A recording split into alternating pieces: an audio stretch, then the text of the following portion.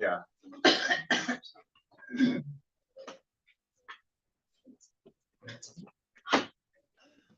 Up and going. Never just quite get it. Yeah. I said we just never quite get it to the last second.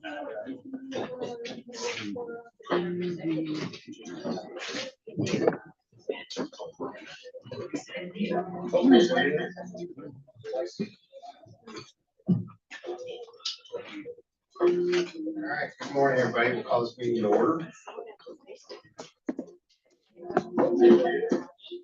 Echo again. All right, good morning, everybody. We'll call this meeting to order.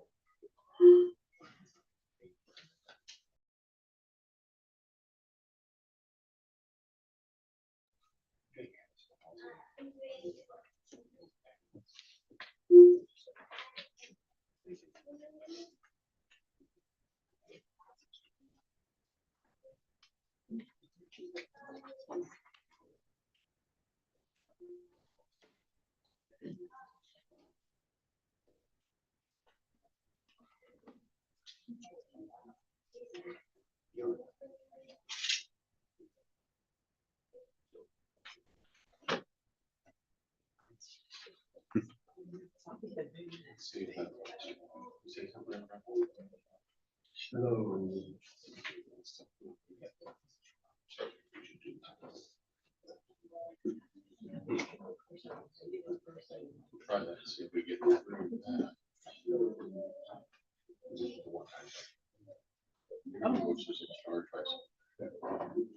Test.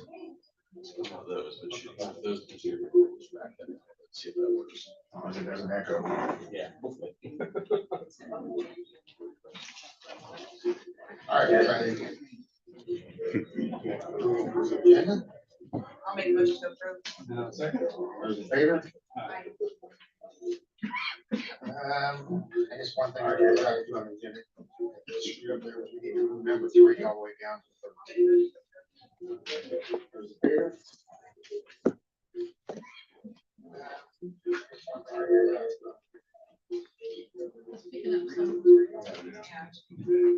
Yeah, still feedback.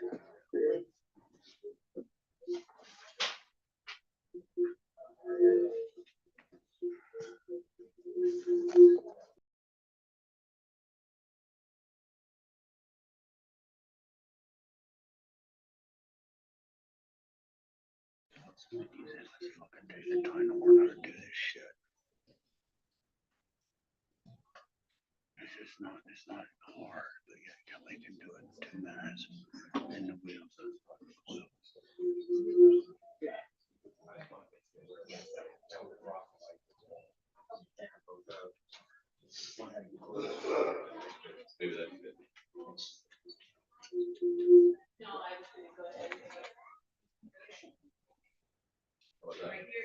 Nico?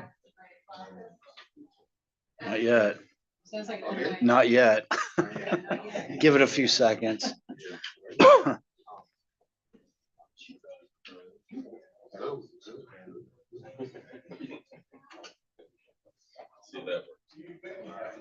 As I said, on the agenda, number 3 is drop down. We are the attorney bench trial. Minutes of the December 2nd board meeting. Those in favor? Aye. Next up, renewable energy ordinance discussion. Brian, is this on there? Yes. At the last meeting, you had indicated that you had talked to the attorney.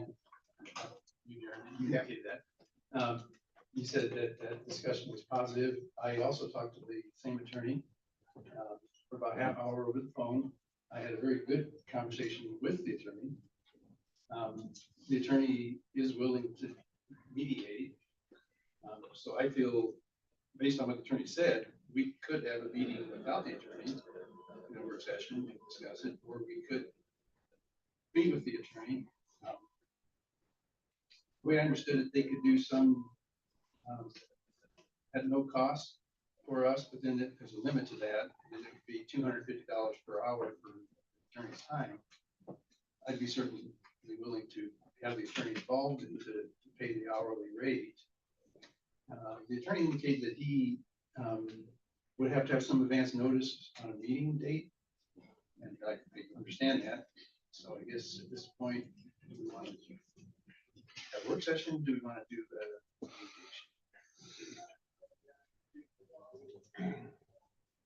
Well, I guess whatever you're more comfortable with. I am really okay with either one. We get 5 hours for free. You get 5 hours and it resets January 1. So if you anticipate being able to use up the rest of your hours for 25, then yeah, you would have to pay the $250. But if it goes over into 26, then your 5 hours resets. I'll just schedule something here next before the first year. See what works for them. I would agree with that. And I have time to do the meeting whenever it's possible. Do you want to contact the attorney, or do you want me to? Yeah, I can get a look and see what dates are available, and I'll email it, copy it on email, and see where it goes. And then that'll be a work session, open meeting, so we'll just have to do that when we get to that one. Is he gonna come here? I think he said he'd come here. That's the way I took it. Okay. Yeah. That worked for me. Okay, and then one of the points that the attorney made, I'll just make this comment, was that we need an ordinance. We shouldn't operate anymore without some kind of ordinance for this topic. So that kind of pressured on getting something done. So that was one of his messages. Yeah, he told me the same thing. Yep. Anything else?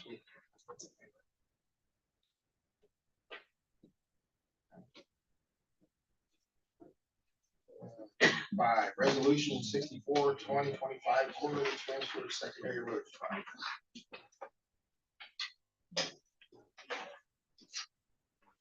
That's Brad, just normal transfer. It's just standard procedure. I move to proceed with this transfer. All those in favor? Aye. Resolution 65, 2025, the Head Regional Housing Trust Fund 27 contribution. I know this one looks right. Yes, and I'm on that board. Matt is going to present some information on the impact of Buffalo County for that. Appreciate you coming, Matt. I know Yeah. it's short notice. Not a problem. Okay.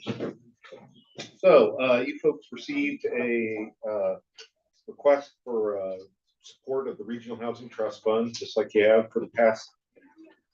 Oh, I guess this would be year 15. Year 15. Okay, so the in the handout that I've given you, along with the letter that you received with the resolution, states that Well, the handout shows who we are, what we do. We were formed in 2010. We have 13-member board. Brian sits on the board representing Wapello County. We fund, we get state housing trust fund dollars appropriated from the state down to our 6-county region, which we fund mostly home repair for owner-occupied housing rehabilitation. But we also fund new construction and rental repair. We have an annual grant coming up. Our next one that we'll apply for will be in September of 2026. That's what the resolution you would be signing today is in support of. We just got one awarded earlier this month for upcoming 2026. I've asked you for 2027. We must, as part of the grant, raise local dollars from local governments. And that's what this portion is. Then we only raise about 15 to 20% through local governments. The rest we fund through repayment of loans that we've made out with the previous grant dollars. On the last page of the handout that I gave you, I've broken down the last 3 years of closed grants, how much the grant was, what our match was, our admin, and then our project funds. And then I showed what went to Wapello County. And Wapello County is really the biggest recipient of grant dollars under our program. You can see in 2023, of the $472,000 worth of grant or worth of project funds, 367 of it went to Wapello County, with 28 owners having repairs to their house and $130,000 going to that Asbury project. And it's pretty similar with the 2024 grant, with 23 owners getting improvements and Asbury getting 130,000. Then in our most recent grant, the 2025, we had $534,000 worth of project funds, and 400,000 of that went to houses in Wapello County, assisting 44 owners with improvements to their homes. The 2026 grant, which was just awarded, project funds equal 539,000.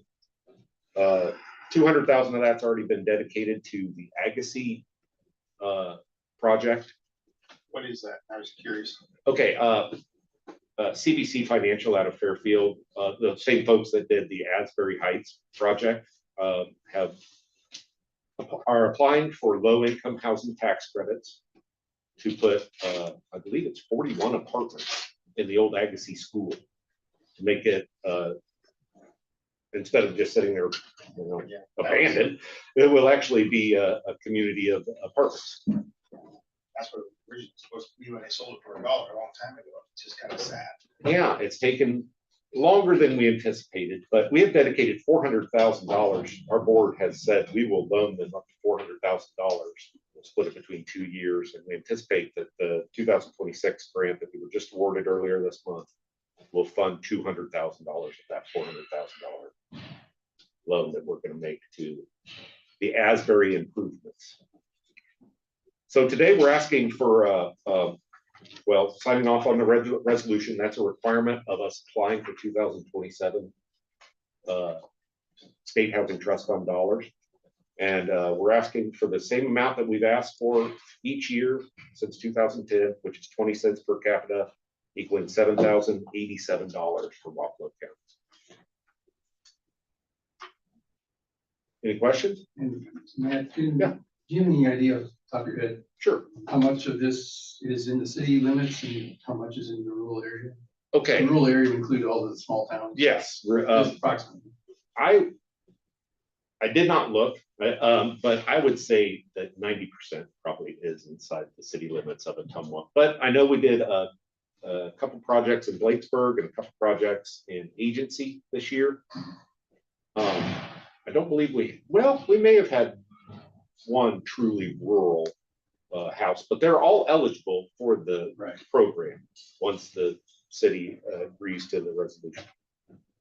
Thank you. I know I sent several people your way when I was a police officer. So Well, we appreciate that. We have 2 years to spend each year's funding, and we usually go through it in about 9 months. So it's a very successful appropriation. Any other questions? Appreciate you coming in. I think I'll just stay up here because I'm got to present about a couple more. You're next. I'm gonna make a motion to approve the resolution. Second? All those in favor? Aye.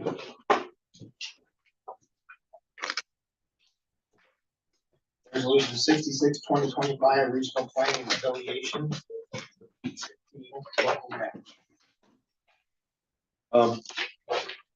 That's also from the Area 15 RPC offices. And Hector, our transportation director, has got some handouts for you, and he'll be talking about what the RPA does, why it's important to support. You made it harder.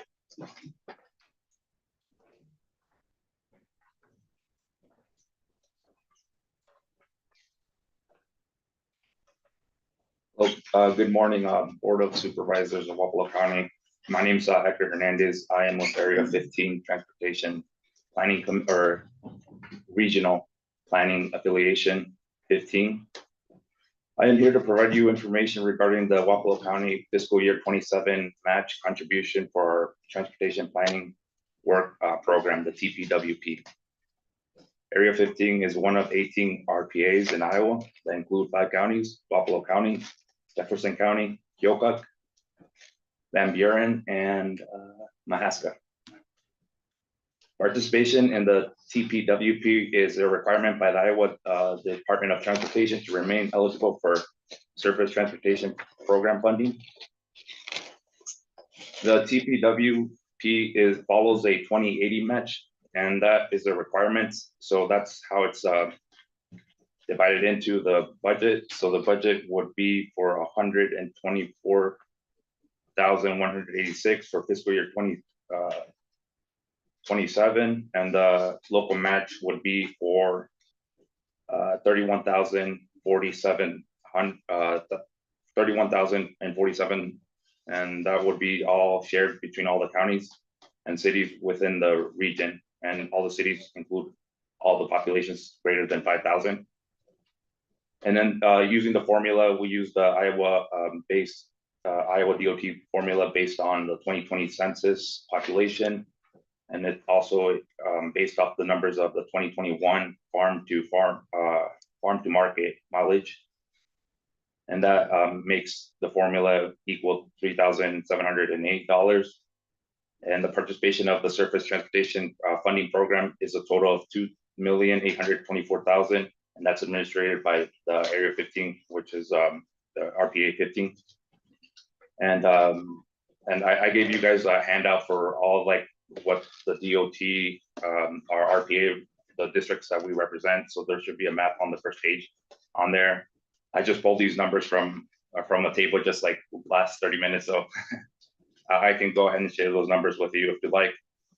And a recent project from Wapello County is the T67 Kirkwood Road, and that is on US 63 to Kirkville North city limits. That's approximately 3.7 miles, and it was for resurfacing and with cold in place recycling, and that was a program for this fiscal year 26, and that was a total cost of $1.5 million. And the contribution that SVG was contributing was $1.2 million. So Wapello County, from that program, the SVG program, received $1.2 million. So this is just a planning match, maintaining for eligible for federal funds and supports construction projects within our counties. There's also a project that was next to Monroe, a collaboration between Wapello County. There's been multiple projects.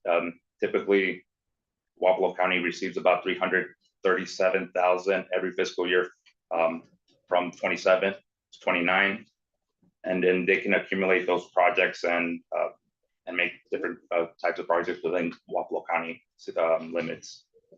So I am just requesting the $3,708 for the match for the fiscal year 27.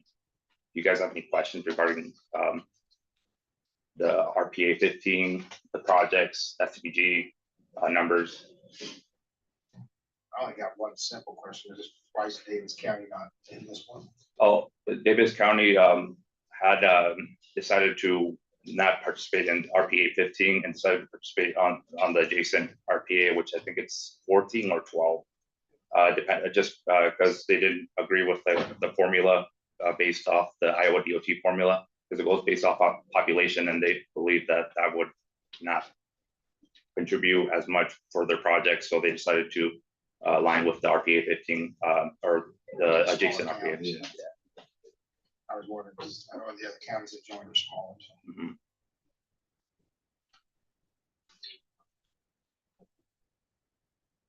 Any questions? I'll make a motion to proceed with the allocation. I'll second. All those in favor? Aye.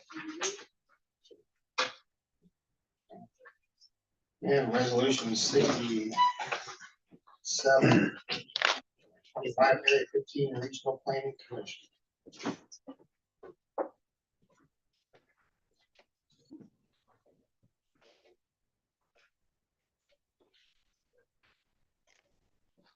Okay, so the last two resolutions that you passed for the Regional Housing Trust Fund and the RPA, both of those groups do not have any staff. The Regional Planning Commission provides the staff for those programs. And we're asking for the Regional Planning Commission resolution of support for us. Now, I gave you a handout, shows the planning commissions across the state. There are 17 councils of governments, what the state knows us as. We're an office here in Atumwa. We have a 4-person staff, 11-member board, of which Brian sits on our board. So we coordinate community and regional development. And most importantly, we write and administer grants for our small cities. We like to consider ourselves, well, we'll do it for any city, but we're the extended staff of the smaller cities and even some counties, in that they don't have the budget to keep a grant writer or grant administrator on duty. And we fulfill that. We do odd tasks that the little cities and even the cities of Atumwa and the counties don't have staff to do. So with community development, business assistance, transportation planning, housing, we do strategic planning, we do grant writing and administration, we do city code updates that are compliant with the Iowa Code's 5-year code update requirements. We also are involved with the Homes for Iowa program as far as housing goes. So each year, the EDA, the Federal Economic Development Administration, has a planning grant. Now that planning grant keeps our doors open. It pays for, keep the lights on. Now it's $70,000, but we must match it dollar for dollar. So we need to raise $70,000. Membership dues paid by the local jurisdictions are contribute to that local match, and they also show support for the COG to both the state and the federal level. And as we assist communities with technical assistance, we're asking today for 55 cents per capita from Wapello County. Now, in the letter that I sent along with you, it shows that in the past 10 years, we've secured $24.8 million worth of grants and funding for our area, which is a return of $50 for every dollar invested. So 50-to-1 ratio is pretty good. We're asking for $5,121.25 for the upcoming year. And Wapello County is unique in that you folks pay the dues for all the small cities, all the cities in Wapello County except for the city of Atumwa. So your 5,500 covers all rural area, everywhere but Atumwa. And yeah, do you have any questions?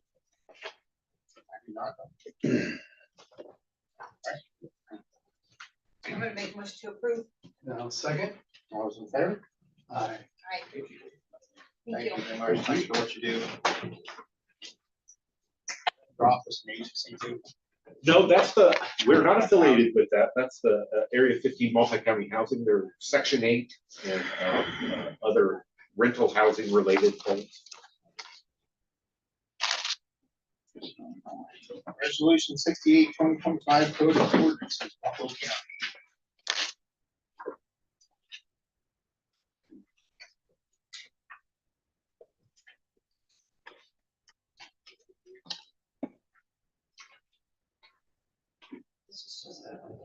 Yep.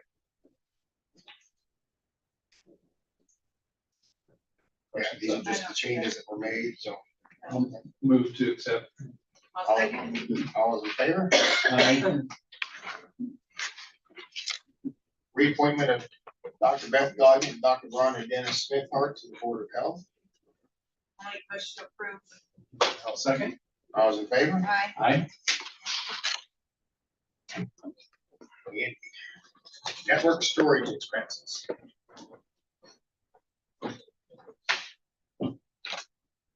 Yes, good morning. So in the build out process, the planning process of the infrastructure improvement plans that have got in place, network storage is a crucial component of that. There really isn't much in the network for those sorts of things. It's a reliable component. They're just kind of little off the shelf devices kind of sitting around in places. But as part of ISAC's recommendation from the 24 IT assessment, building out a more robust infrastructure was part of the recommendation, and in this sort of form. Done a lot of research on these devices. It reviewed several different ones from different companies, and they range in price from 44,000 up to over 200, depending on features and, of course, even the company name that's attached to them. Dell having some of the higher prices. This company is an enterprise player. They have a very good price point for performance to cost. And adding the cost of this with the server infrastructure, the server components, comes in around 92 total, but with this particular component, it's about 66 and something, 66, 753. That would set up the backend infrastructure for the virtual environments that I need to do to migrate some of these old and dying servers onto a more robust and reliable infrastructure.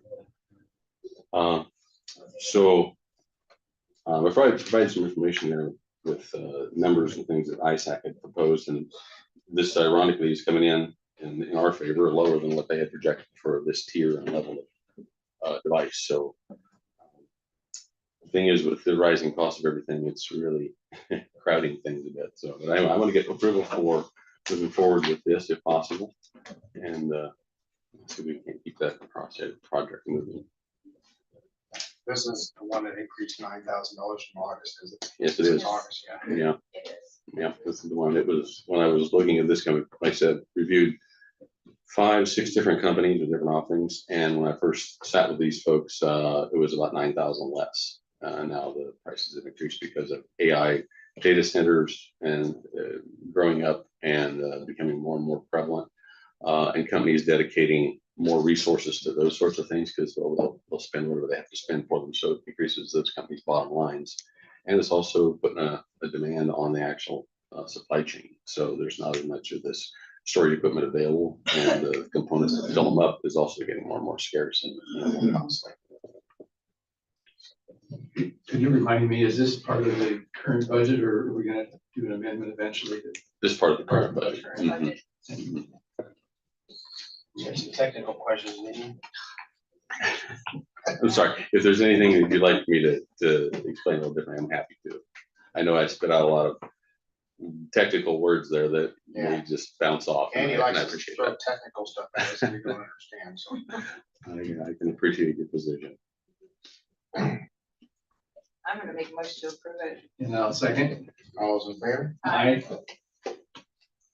Next thing is also D&D, increasing technology costs. Yeah, that kind of goes hand in hand with that, the increase of this particular device. This is happening, and it's going to be a ripple effect that affects everything that I have to work with, from desktops all the way to the server infrastructure and things of that nature. Some of my vendors have been contacting me about increased costs after the beginning of the year. And as such, there's some desktop systems that, you know, we need to replace. They are going to go up about $130 each approximately, and that's just in the first quarter. It's not projecting beyond that, but that's what they know to be a cost reflection.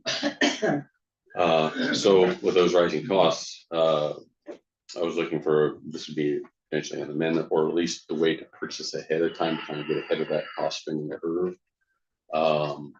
So that we can add some of those desktop systems in a larger amount than what I thought we would need to begin with.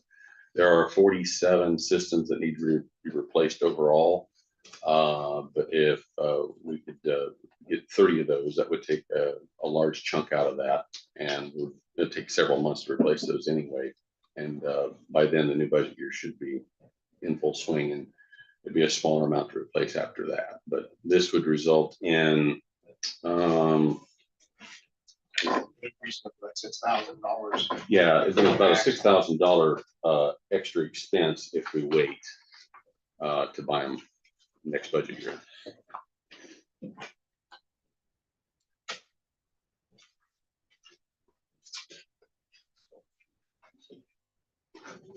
Something needs to go down in price. Yeah, it would be nice, wouldn't it?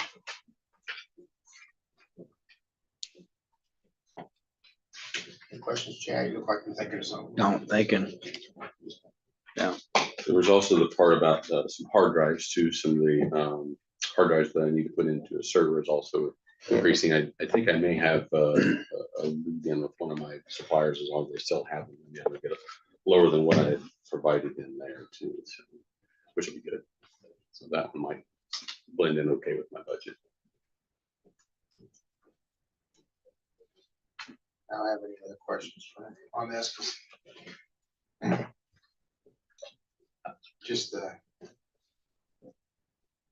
price of the one going up is gonna be almost $250 per unit in a year. Mhm. Yeah, there was overall the desktop and extra storage prices from the beginning of the year have went up almost 80% in some sectors for enterprise equipment like the server stuff. There was an article I read that the cost of storage equipment now is higher than what it was in the early 90s when everything, you know, a 40 gigabyte hard drive, if we can think back to that smaller amount back then, was around $100 and some. Well, cost per gigabyte is even higher now than what it was then because of storage climate costs. Those that don't remember, we had ISAC come in, do an internal audit on us, on our system, and like most of our desktops, 90%, if I remember right, were obsolete. The No newest, parts for them, no warranty on them, nothing. most everything was 2019. There was a small handful that were in 21. Those are laptops. Most everything, all desktops were 2019. Very, very. Some of the servers were older than that. There's one server running server 2012 on it. So I think there was a 2007 running the 911. there, and that was the Office product, and that was because of the age of the actual application they used on it. They still have that one Office product just for reference back to some of the old Allpoint stuff. Everything else has been updated.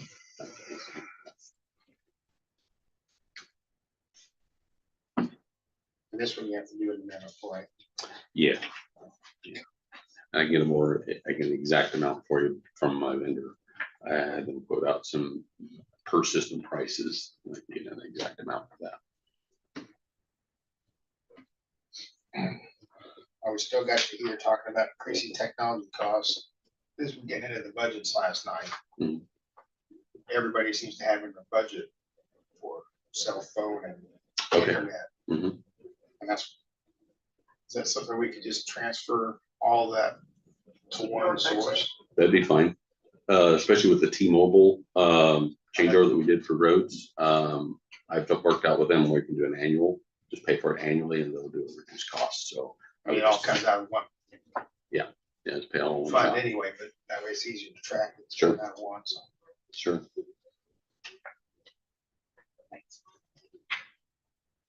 I got nothing. Thank you. Okay, thank you. We need a motion on that. For the amendment or not? I would say. Yeah. Yeah, you just gotta get that Yeah, full exact number by for the you. first. Okay. So Scott's still ain't made it, so we'll have to deal with that. So we'll talk about the Eastern Iowa Workforce Development Contract.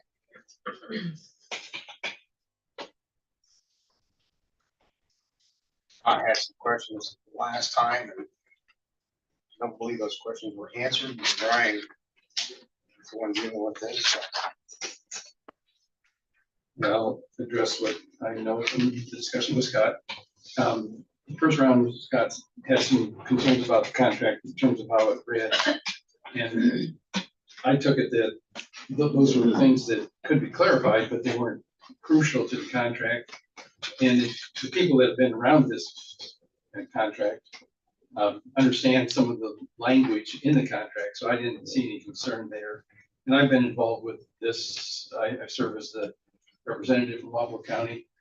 They're merging now to a 22 county unit, which is most of eastern Iowa. And then there was some changes made in the contract between the first time we saw it and we have it now. Those changes related to some of the cancellation procedures, and that was based on a concern that one county had. Scott did get back to us on that and just said that he saw no problem with the changes that were in the contract. So based on all that and my involvement with the program over the years, I would recommend we go ahead and participate and sign the contract. And I can make that into a motion, so I would motion to proceed with signing the contract. Do you remember what parts he had questions on? Yeah, he was, there's some A lot of language it in was the here. language in the, did define a lot of things on the contract. You know what attorney wrote this? And then part of it is there's the board that controls it, but then there's an advisory board. And so it's the language was related to the, how the advisory board is established and how you can remove members from the advisory board. So it was those kinds of things that Scott brought to our attention. And we do have local participation on that advisory board. Actually, Mark Rowe is involved in it, very involved in it. And then the major manufacturers or employers in our area are also part of that advisory board. So we have good participation locally in the process. I don't have an issue with your amendment if you don't mind adding in, since Scott's not here to say his piece, if you'll okay it. I'd be Once fine with- authorized by him. Yeah, Yeah, I'd be fine with that. I'll amend my motion to. yep, I think that's good. So that way. Yep. Your motion's good and his approval, and Yes, And I'll second that. all right, all those in favor? aye. And we have payroll request for new hire, sheriff's department. Another jailer. Yeah, I make a motion to approve. And I'll second. Treasurer's investment report. I'll move to approve. And I'll second. All those in favor? Aye. I got to get that on your own. Any other business to be brought before the board? I have comments. Go ahead. On that, Jason. No. It's good to see everybody. I haven't been here for a while. I think Matt's been making a lot of these meetings, so it's good to see you guys. Jared Hirschberger with Dusty Fox Wind. So I want to give you guys an update. It's encouraging to hear that you guys are looking to continue discussions after or before the new year with or without this attorney. I think is a positive direction. I think we'd definitely like to see some at least the discussions start, and then hopefully leading to some action on this with just a vote to take to see where we come on this with a workable ordinance. So this winter we are doing a couple things that we have sponsored the Shop with a Cop program here in Wapello County. We're a pretty large sponsor of that, and then we did donate a couple $1,000s to the local food pantries because we've noticed the need, not only here in Wapello County but counties throughout Iowa. So that is, but and then that comes back to a part of what we've been talking about with this as far as this project goes. The new year is when we have to start making some large investments. So it makes getting that ordinance done more each month that passes more important. And as far as my budget goes, what I'm able to do with in sponsorships and grants, that is until we get back to more action on the ordinance, I'm unable to do that. And we want to be here. We want to be a good member of the community, but that is something that we can't do until we see more further action on the ordinance. But we're not going anywhere yet. We're still here. We're still gonna work with you guys. Hope to be a part of those. We'll be part of those discussions that you have with the attorney or without the attorney, however you guys move forward with that. But I think we know we have a project here. Everything is in place. There's landowner interest, and we're just hoping to reach some kind of compromise, on this ordinance with you guys. So we hope to do that before the new year, and then it looks like it will, go into the new year, and we'll be here for it. Appreciate it. Thank you. All right, thanks, guys, and happy holidays, Merry Christmas. You too. Merry Christmas. So I had put the annual report for the Gothic Center in your box downstairs. I trust that you got those. Okay, so you have ours, you have the conservations. Do you have any questions for us while we're here? Or a very successful year at the center anyway. And I think with the new campground, I can safely say that both of our departments, we had good years. So any questions? Rick's gonna have a better year next year because it's gonna have a campground. He will, now that it's done, When I was there yesterday, I noticed he put the new shelter things up at each of the pads. That's gonna be awesome. I don't think I've ever been to a campground before that had those.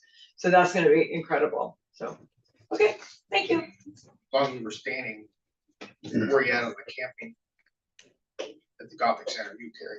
Oh, I talked with the city and they said it was okay as long as I follow city ordinances and all that. There is a city ordinance that does have to be, I think a permit needs to be granted for the camping.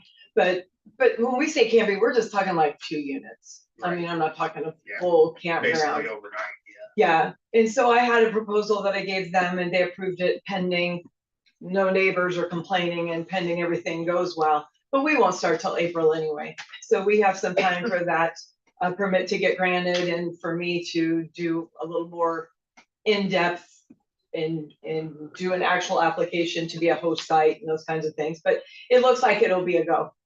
What's the name of that group again? Harvest Host. Harvest Host.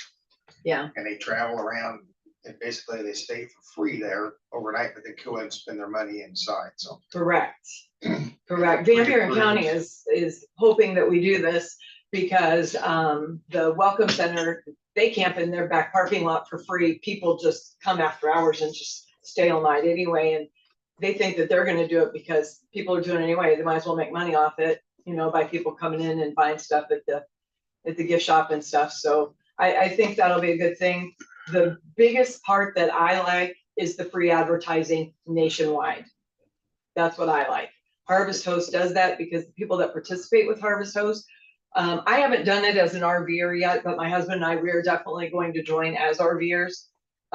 We pay a fee to be part of this group, and those fees are what pay for the advertising for the hosts, since they're staying with us for free, being nationwide exposure. Not that the Gothic house itself doesn't already have that, but this is just one more place to be in people's faces that we exist and to come in and, you know, see the museum, spend money in the gift shop, explore the other parts of Eldon. Because I think that's a big part that I want to do also. I mean, I do it anyway. It's being part of all the tourism groups that I'm in. But with each of these, to be able to hand them a flyer about Eldon and say, hey, by the way, you can eat here, you can get some supplies here. We have a depot, we have the Opera House and other things as well. And here's the rest of Wapello County while we're at it, while you're here. And that's what those RVers are looking for. They're looking for those little hidden gems that you don't normally see on the big highways or in the big cities and things like that. That's what they're looking for. So I think it'll be an awesome thing. I do too. Thank you. Brian? I wanted to make a comment about the snow removal in the past weeks. I have appreciated what's been happening. I think it's been done better than it has in the last 15 years. So Brad, that's for you. And if you could pass that on to the crew that accomplished that, that would be good. Thank you. Good to hear. Thank you.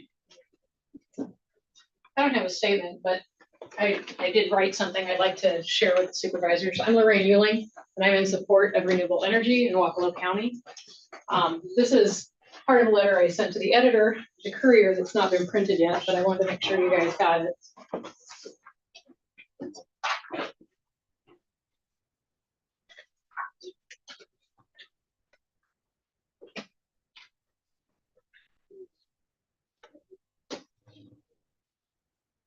Thank you, Lorraine. Anybody else? I am Mary Stewart. I'm a citizen here in Wapello County and have no particular interest, financial or otherwise, in the project other than support of renewable energies. And so I also just have a written statement for you. And I've included, there's one of our younger citizens in the county who could not be here this morning because of work, also forwarded a note to the three of you as well. So there's a copy for each of you of mine and of his. Thank you. We'll figure it out.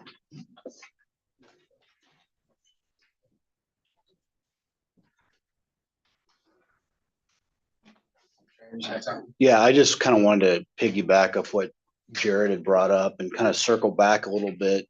So you guys are going to go through mediation basically then to resolve I mean, that's kind of an official Yeah, thing. Okay. yeah, because that attorney had a lot of good ideas, which I'm sure you relayed to him. So Brian, what did you hear from that conversation that you had about going to mediation? I mean, did you get some like reassurances that that was a way to go to solve the differences that you have in this ordinance? I think one of the takeaways that I received from that conversation was the idea that if we don't have an ordinance, then anything can happen. And so that kind of brought to my attention this idea that it's imperative that we move forward with an ordinance. And, you know, it's like, yeah, we should have had an ordinance 10 years ago and it should be over with. And that's okay. We are where we're at. And so I think it's just put the message on us to proceed. And I think the attorney had some good ideas on balance, you know, on some of the issues that we had disagreement about. So Yeah. I was really very encouraged with the conversation with the attorney. So is your mediation session then just going to be to address the differences you guys have, which is, you know, the setbacks, the quantity, the height? Those are really, Yeah, or is it the whole the thing? rest of it we're good on. It's just Basically those three things? Okay. And then I guess the last question I have is, when you guys go into this mediation session, is it your goal to get all your differences, you know, compromised or whatever in one session to where, you know, maybe the first or second meeting in January, when you guys come back from the new year, that you'll have an ordinance that you'll be able to vote up or down on? Yeah, I'd like to get this resolved. Come to an agreement somewhere in the middle and get it going forward. So Is it something that you'd like to see happen here early January then, if you're going through all this work of mediation? as soon as we can, yes. Yeah. Okay, We'd have to go through the whole reading process and all that, so. right. Now, is your mediation, is it open session? Is it open meeting? Because it's, Yes. okay. Okay, that's all I had.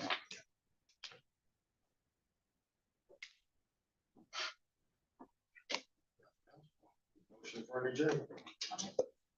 Second. All those in favor? Aye.